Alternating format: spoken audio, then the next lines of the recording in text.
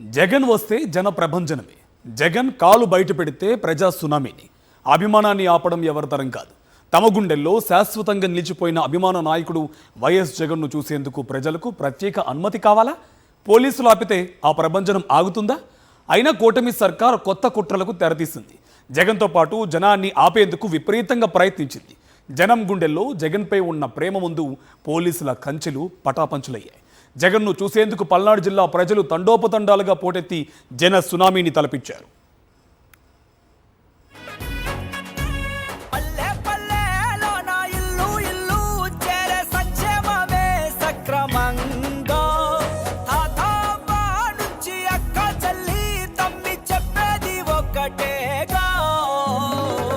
ఆంక్షల్ని ఎదిరించి మరీ భారీ సంఖ్యలో ప్రజలు జగన్ కోసం తరలి వచ్చారు. జగన్ కాలు బయట పెడితే ఎలా ఉంటుందో పల్నాడు ప్రజలు చూపించారు. ఇసుకేస్తే రాలనంత మంది జనం, ఎటు చూసినా జై జగన్ నినాదాలు, నాయకుడిపై పూల వర్షం.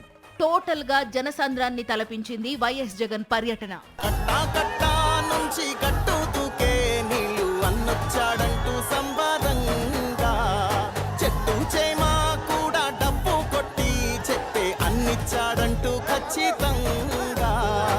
ఇలాంటి సన్నివేశం రాష్ట్ర ప్రజలకు కనిపించకూడదనే కుటిల ఆలోచన చేసింది కూటమి ప్రభుత్వం.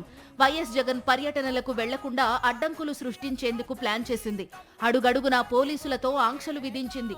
అధినేత పర్యటనను అడ్డుకునే ప్రయత్నం చేసింది. 100 మంది మాత్రమే రావాలని, కేవలం 3 వాహనాలను మాత్రమే అనుమతిస్తామని పోలీసులు ఆంక్షలు విధించారు. అనుమతి కోసం జిల్లా ఎస్పీకి 7 సార్లు వినతి పత్రం ఇచ్చినా పోలీసుల నుంచి స్పందన లేదు. అనుమతులు ఇవ్వకపోగా రివర్సులో నోటీసులిచ్చారు. గ్రామస్థాయి నుంచి రాష్ట్ర స్థాయి నేతల వరకు అందరికీ నోటీసులిచ్చారు. మరోవైపు వాహనాలను వెళ్లనీయకుండా అడ్డుకున్నారు. సత్తెనపల్లి మండలం రెంటపాళ్ల చుట్టూ 25 చెక్పోస్టులు ఏర్పాటు చేశారు.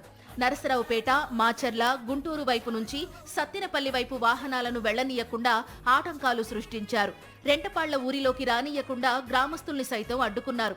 స్థానికుల్ని కూడా ఆధార్ కార్డు చూపించాలంటూ ఆంక్షలు పెట్టారు. పోలీసుల తీరుపై గ్రామస్తులు తీవ్ర ఆగ్రహం వ్యక్తం చేశారు. అయితే ఈ ఆంక్షలేవి పనిచేయలేదు. జగన్ కోసం పొలాల నుంచి జనం వచ్చారు. తమ అభిమాన నాయకుణ్ణి చూసి ఉప్పొంగిపోయారు. అన్నిచ్చాడంటూ ఖచ్చితంగా